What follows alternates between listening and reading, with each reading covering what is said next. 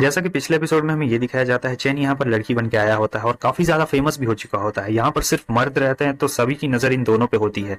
अब जब वो दोनों झांकने के लिए आते हैं तब देखते हैं कि यहाँ पर तो और भी सारे लोग हैं। फिर दोनों एक दूसरे के साथ मिल जाते हैं और कह रहे होते हैं कि एनिमीज बहुत सारे हैं दोनों कॉर्नर्स पे। तो मुझे लगता है कि ब्रदर हम दोनों को अभी फिलहाल टेम्परेरी के लिए हाथ मिला लेना चाहिए और फिर बाद में देखा जाएगा। अब यहाँ पर ये दिखाया जाता है कि सभी लोगों के बीच में लड़ाई चल रही होती है बहुत घमासान, लेकिन यहाँ पर ये जो दोनों रहते हैं इन दोनों ने सभी को मार दिया रहता है। जो लेफ्ट वाला रहता है कह रहा होता है कि ब्रदर एक काम करते हैं, तुम पहले जाओ और फिर उसके बाद जो भी रहेगा मैं उसे ले लूंगा, ठीक है। ये कह रहा होता है कि वाह ब्रदर तुम तो सही में बहुत ज्यादा अच्छे हो, ठीक है। तब मैं सबसे पहले जाता हूँ और चूज करता हूँ कि मुझे कौन सी वाली चाहिए। लेकिन वो आगे बढ़ता है तो अचानक से इसकी तलवार गिर जाती है, इसे कुछ होने लगता है। बात ये रहती है कि इसके दोस्त ने इसे धोखा दे दिया था और इसे जहर पिला दिया रहता है। तब ये कह रहा होता है कि वैसे भी मैं चॉइसेस करने में बहुत ज्यादा बुरा हूं, मैं तुम्हें उनमें से एक को भी नहीं लेने दूंगा, मैं उन दोनों को अपने के लिए ही रखूंगा। देखना मैं बहुत ज्यादा मजे करूंगा। फिर वो आगे बढ़ता है और यहाँ पर इसका गला का दम घुट रहा होता है, तब इससे भी फिर पॉइजन हो चुका रहता है। पर फिर हमें ये पता चलता है कि दोनों दोस्तों ने एक दूसरे को धोखा दे दिया रहता है। दोनों एक दूसरे को कह रहे थे गद्दारी कर बे, गद्दारी कर बे, और कह रहे होते हैं कि तुम पहले एंटीडोट दो। दूसरा वाला कह रहा होता है कि नहीं तुम पहले एंटीडोट दो। और ऐसे करते करते दोनों के बॉडी में जहर काफी ज्यादा फैल चुका रहता है और दोनों की मौत वहीं पर हो चुकी रहती है। दोनों ने एक दूसरे को मार दिया। अब यहाँ पर हमें चेन को दिखाया जाता है जो कह रहा होता है कि बाहर में कुछ ज्यादा ही शोर शराबा हो रहा है। और फाइनली अभी कुछ देर से एकदम शांत माहौल हो चुका है। सिस कह रही होती है कि मुझे लगता है कि मुझे एक बार बाहर जाके सिचुएशन को देखना चाहिए कि आखिर बाहर क्या चल रहा है। मगर चैन उससे कहता है कि नहीं इसकी कोई भी जरूरत नहीं है, हमें थोड़ा सा और इंतजार करना चाहिए, पूरी तरीके से शांत हो जाए तब।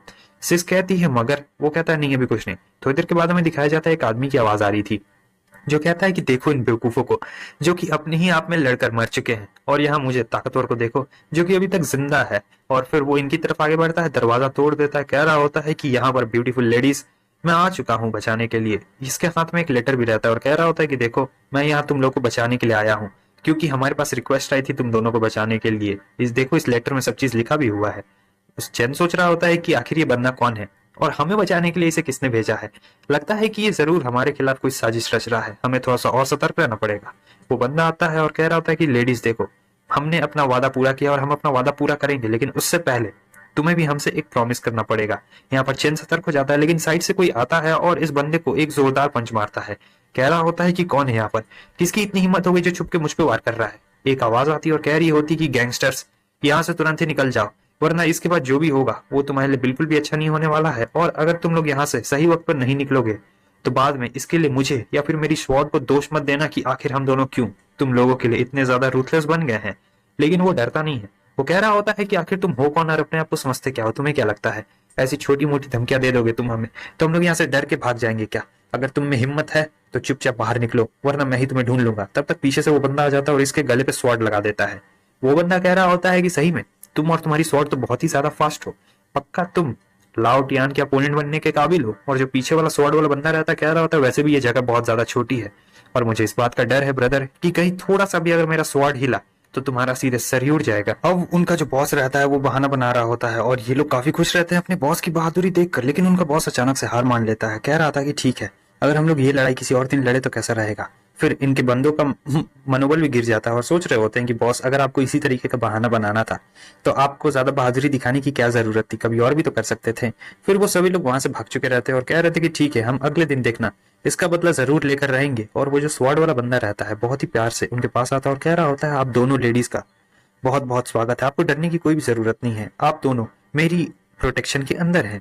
यहाँ पर चैन सोच रहा होता है क्या ये वही है, और फिर उसकी तरफ आगे बढ़ता है, सीधे उसे कमरे के बाहर निकाल देता है। कह रहा होता है कि प्लीज सन हमें माफ करिएगा, अभी जो मेरी सिस है वो आपको देखकर शॉक में है, इसीलिए प्लीज आपको यहाँ से तुरंत ही निकलना पड़ेगा। और फिर बंद कर देता है दरवाजा। वो उधर दरवाजा खटखटा रहा होता है और कह रहा होता है कि ठीक है हम लोग अगले दिन जरूर मिलेंगे।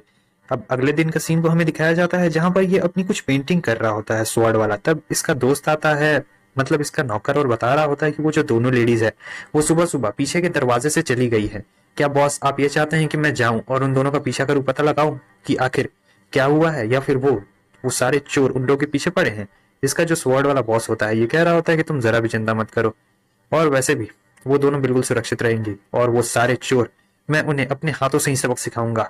फिर वो अपनी बनाई हुई ड्राइंग को खोलता है और उसमें चेनोरीटा का फोटो बना रहता है। कह रहा होता है डार्लिंग तुम सिर्फ मेरी हो, मैं तुम्हें किसी और को नहीं लेने दूंगा। सीन चेंज होता है। इस तरफ हमें चेन और सिस को दिखाया जाता है जो कि यहाँ से जा रहे होते हैं। यहाँ पर सिस काफी ज्यादा दुखी रहती है कल रात वाले इंसिडेंट को लेकर। चेन उसे कह रहा होता है, क्या हुआ, क्या तुम अभी भी वो कल रात वाले इंसिडेंट के बारे में ही सोच रही हो? देखो, इसके बारे में सोचने से अब कुछ भी नहीं होने वाला है, इन सबको भूल क्यों नहीं जाती हो? लेकिन सिस कह रही होती है कि ये तुम क्या कह रहे हो, वैसे भी उस यंग मास्टर सीतू ने हमारी जान बचाई है, हमें उसे कम से कम शुक्रिया तो कहना ही चाहिए था, हम लोग उसे बिना कुछ बोले ही वहां से भाग कर आ गए हैं। चैन कहता है कि नहीं, उसने हमें बचाया नहीं है। क्या तुम्हें देखने से ऐसा नहीं लग रहा है कि ये सारी चीजें बिल्कुल एकदम प्लान्ड थी पहले से ही, और इन सभी के पीछे किसी बहुत ही शातिर बंदे का दिमाग था? देखो, मैं तुम्हें बताता हूँ, कल रात में हम लोग वहां पर रुके और अचानक से जितने भी लोग थे वो हमारे कमरे के बाहर आके लड़ने लगे।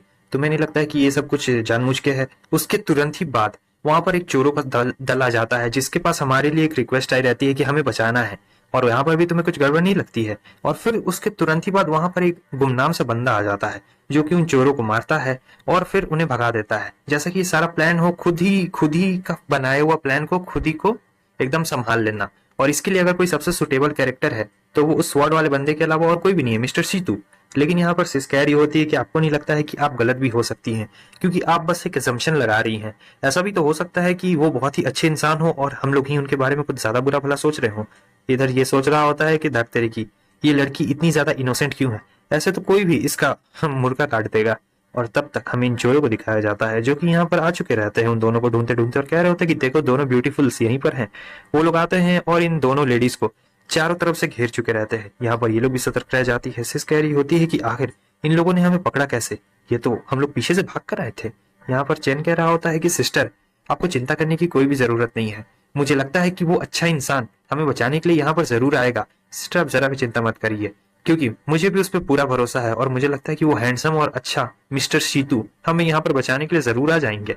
तब तक ऊपर से एक स्वॉर्ड आती है जो भी सीधे आकर जमीन में गड़ चुकी रहती है, और ये कोई और नहीं मिस्टर सीतू ही रहते हैं। कह रहे होते हैं कि सबसे पहले तो मैंने इन गैंगस्टर्स के वेयर आउट को ढूंढा, फिर मुझे चिंता हो रही थी तो मैंने इन लोगों का पीछा किया, और देखिए जब मैंने इनका पीछा किया तो मुझे ये लोग यहाँ पर मिल गए। तुम लोग आखिर तुम लोग ये क्या कर रहे हो? तुम लोग इन दोनों लेडीज को परेशान क्यों कर रहे हो? ये दोनों मेरे सेफ्टी के अंडर में है, तुम दोनों यहाँ से निकल जाओ। और वो सारे जितने भी गैंगस्टर्स रहते हैं सब सोच रहे होते हैं कि आखिर ये बच्चा यहाँ पर क्या कर रहा है, क्योंकि जो मिस्टर सीतू रहते हैं वो बहुत ही ज्यादा पावरफुल रहते हैं। लेकिन यहाँ पर इसके पास भी एक पिल रहती है, वो उस पिल को बाहर निकालता है और कह रहा होता है कि मैं यहाँ पे पहले ही से प्रिपेयर होके आया हूँ, इस बार तुम हमारे हाथों से नहीं बचने वाले हो। तो मेरे प्यारे दोस्तों, हमारा ये एपिसोड भी यहीं पे खत्म होता है। चिंता मत करो, इसके बाद वाला एपिसोड भी तुरंत थोड़ी देर में आ जाने वाला है। तुम लोग बस ऐसे ही अपना सपोर्ट बनाए रखना और मैं ऐसे ही एपिसोड डालता जाऊंगा। ठीक है, तो फिर मिलते हैं आप सभी।